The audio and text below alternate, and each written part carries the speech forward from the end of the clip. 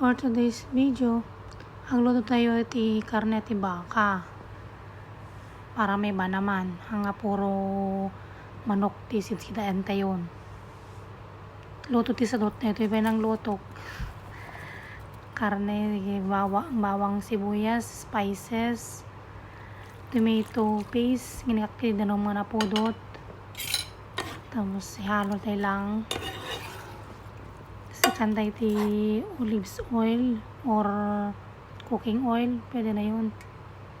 Tapos takpan natin siya ng aluminum foil. Isalang natin siya sa kalan. Mahina lang yung apoy para hindi siya masunog. So maglagay tayo ng asin, wala lang siya sa video. Hindi ko siya nalagyan ng asin. So yan, kain na tayo. Luto na.